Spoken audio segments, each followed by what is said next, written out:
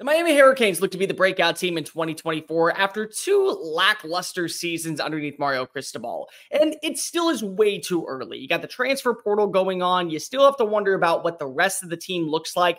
But as of what you saw on Saturday during the spring game, there is a lot more optimism in Coral Gables than I think we're giving credit for. So let's break down some of the key takeaways from the Hurricane spring game. But if you're new here, welcome on into the channel, people. Make sure you like the video, hit the subscribe button, and leave a comment down below. What are your overall thoughts on this Miami Hurricanes team going into 2024? Tell your friends, your family, your mortal enemies, best of pros, college football aficionados, Miami fans, ACC faithful everywhere about this channel, because we're not on the race to become the #1 YouTube show talking about our favorite sport. We are going to get there, but I'm more so interested in creating the #1 college football community on this app and well past the limits of what the internet describes. Also, make sure you're following me on social media, TikTok, Facebook, Twitter, Instagram, at Mr. Cole Thompson. I always love responding to the faithful, and if you have a question that you would love to be read live on air in a one-off video, go ahead and slide in the DMs or email me at colethompsonwriting@gmail.com. The link will be right down there in the comment section below.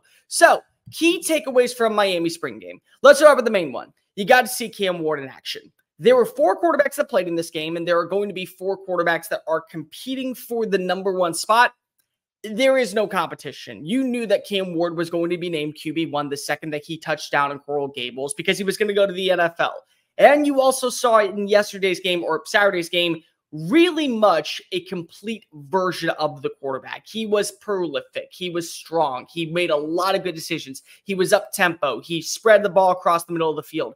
And the thing that I really loved about him was that he was able to improvise. There were a couple of plays that you saw. He did the quick little shovel pass in front of the running back just to be able to create separation before the pass rush closed on the gap.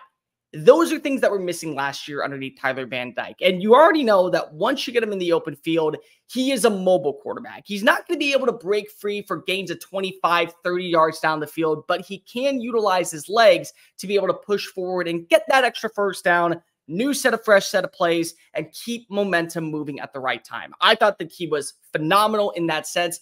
And you really got a good feel based off what you heard in the locker room afterwards from Mario Cristobal. This is the undisputed leader in the clubhouse. People are following his orders. People are rallying behind him. They believe they see optimism and, more importantly, a true focal point that is going to catapult this team from being middle of the pack in the ACC to probably one of the front runners if everything else plays out. Now, the big part is you got to be able to make sure everything else plays out. And that comes with the running back room. That comes with the tight end play. The offensive line, I think you're going to see a little bit more progression going into year 2 with a lot of these young players from last season, including their offensive tackle.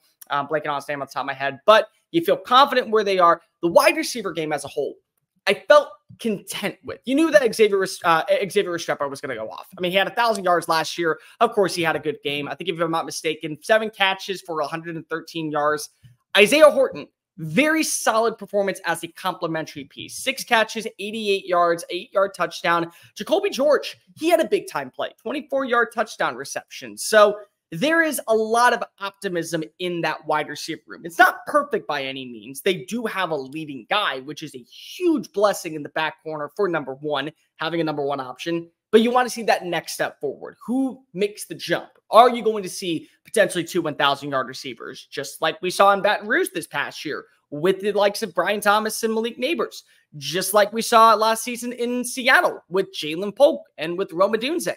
Defensively, you knew there were going to be some mistakes. You knew there were going to be some faults. You knew that there was going to be some questions. I don't really worry about that. And the main reason why is not because I don't think that defense is important. It is. I would say it's actually probably this year more than ever going to be a prominent part of college football.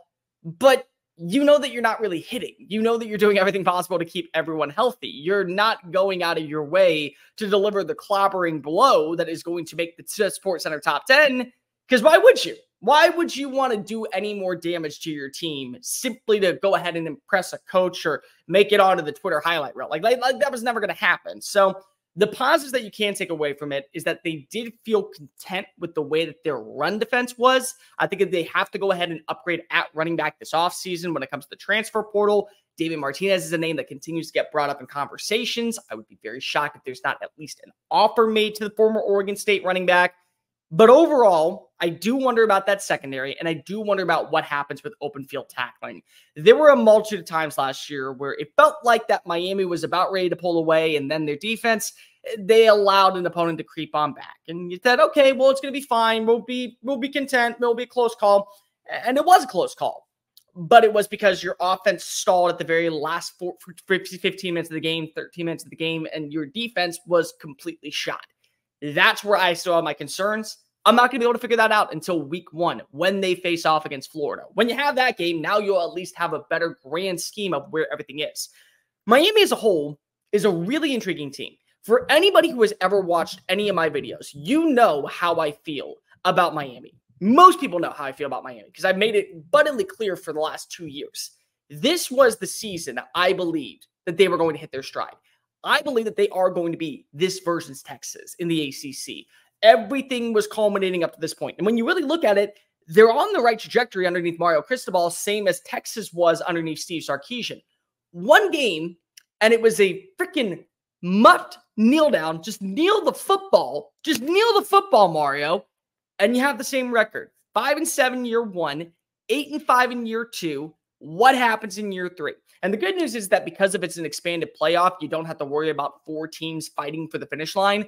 You're going to have a dozen dance going on. And this is where a team like Miami, with great revenue, with a great fan base, with huge boosters in the back pocket that are spending money like no one's business in the collective, are going to be able to fortify the roster to where maybe they are the 4 seed. Maybe they're the 8 seed.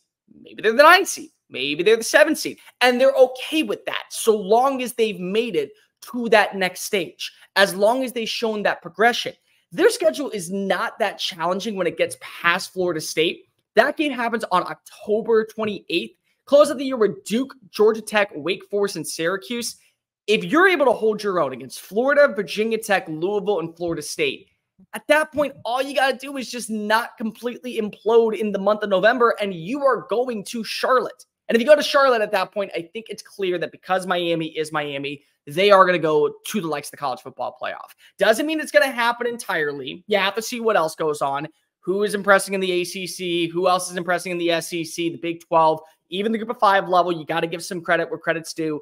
But overall, this is a team that I always felt was planning for year 3. From this jump that Mario came back home, I always said year 3 was where you need to watch it. Year 1, establishing a culture. Year 2, building off of those minor mistakes that turn into major accolades. Year 3, pounce, attack, get ready to go ahead and show yourself that you are ready to contend for a college football playoff spot. Maybe not a national championship, but right now, being able to get a quarterback that works in Shannon Dawson's offense, huge win. The fact that you feel like you're confident in your number 1 and number 2 wide receiver, now you just need that third complementary piece, huge win. Defensively, you're never going to know what happens during a spring game. Don't even try to go there. But you now have a baseline of what you need to improve on. You now have a baseline of where you're striving. And you also have a quarterback. And to me, that's the main thing. You have a good quarterback in the ACC, you're going to be able to make headwaves. It's why I really like NC State. I think Grayson McCall is going to be a good fit for Robert and I think Cam Ward is going to be a great fit for what you have in Shannon Dawson's offense. Everything is still under the wraps. We're not going to make any predictions right now. What I will say, though, is that I have been high on Miami going into 2024 since last offseason. If they can continue to build up what we saw this spring, especially with a guy like number 1 under center, they're going to be a shot at least in the college football playoff, probably even maybe win a game or 2. Make sure you like the video, comment down below. What are your overall thoughts on Miami going into 2024? Tell your friends, your family, your mortal enemies, best of bros, and college football aficionados everywhere about this channel, because we're not trying to be just the number 1 YouTube show talking about our favorite sport. We're trying to be the number 1 college football community. Make sure that you also like the video and you follow me on social media at Mr. Cole Thompson, Twitter, X, Instagram, 365, 24/7. I got you covered. And as always, take care, folks.